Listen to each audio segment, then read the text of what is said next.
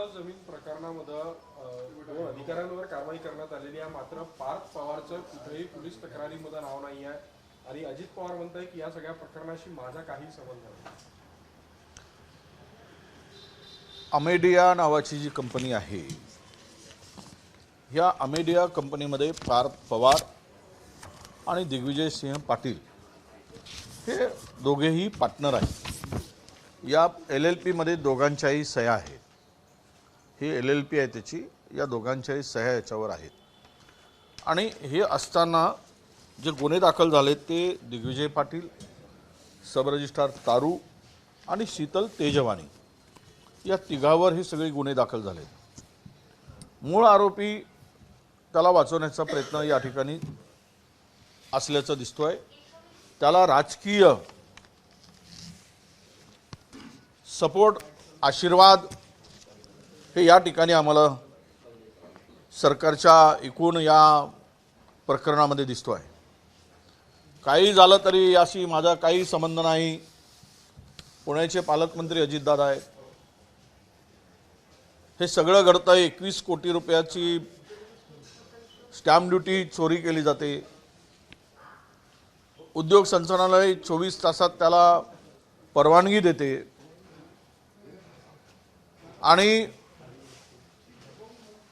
ज्या जमिनीचा title clear नाही, अद्यापही त्या जमिनीच्या टायटलवर सरकार अशी नोंद आहे, ती महार वतनाची जमीन आहे।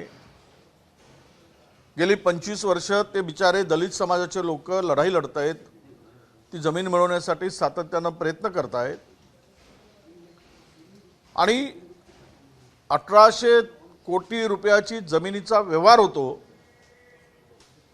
आणि खरंच अजितदादाला माहीत नसेल का, हा प्रश्न महाराष्ट्रातील जनतेला पडलेला आहे। एकूणच एक कहावत है कि राज्यसभा में न्याय न होगा, सच्चे को फांसी होगी, झूठा मौज उठाएगा।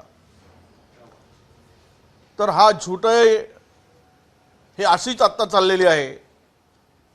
म्हणजे महायुतीचं सरकार म्हणजे आळीमिळी चुपीचोडी, तूही खा मीही खातो, तू मला वाचव मी तुला वाचवतो, हे सगळं राज्यामध्ये चोर चोर मौसेरो भाऊ असा कारभार सुरू आहे। यामध्ये पार्थ पवार हे पार्टनर आहेत। त्यांच्यावर गुन्हा दाखल होण्याची अपेक्षा होती।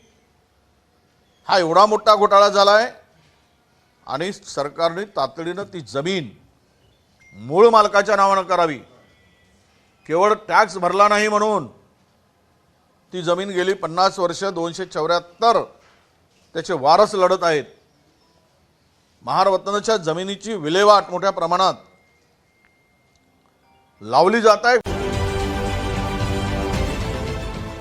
देश विदेशातील प्रत्येक घडामोडींचे लाईव्ह अपडेट मिळवण्यासाठी आता साम टीव्हीच्या सर्व सोशल मीडिया प्लॅटफॉर्मला लाईक, फॉलो आणि सबस्क्राईब करा।